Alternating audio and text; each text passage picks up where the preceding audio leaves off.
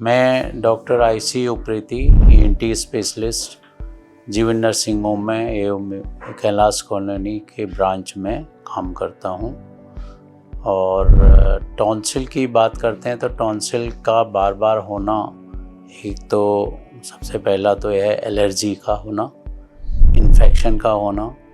और एडल्ट में स्पेशली उनमें यह है कि रिफ्लेक्स डिजीज़ेज होती हैं, हाइपर एसिडिटी होती है, उसके कारण होता है। ट्रीटमेंट पॉइंट ऑफ से अगर आप देखें तो वायरल इन्फेक्शन में ट्रीटमेंट का कोई एंटीबायोटिक का कोई रोल नहीं होता, सिम्प्टोमेटिक ट्रीटमेंट देते हैं हम। और दूसरी बात है कि अगर इन्फेक्शन हो तो तब आपको एंटीबायोटिक देना पड़ता है, और उसमें यह है कि आपको मतलब गार्गल्स करना, आपका है मतलब एंटीबायोटिक और आपका एंटी इन्फ्लेमेटरी ड्रग्स को देना और एंटी एलर्जिक उनको देना होता है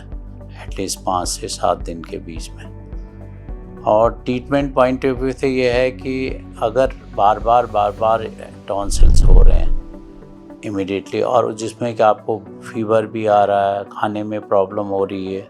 और दूसरी बात है फीवर आ रहा है, तो उसमें यह है कि अगर 1 साल में 5 से 7 बारी मतलब 5 या 6 बारी से ज़्यादा ही होता है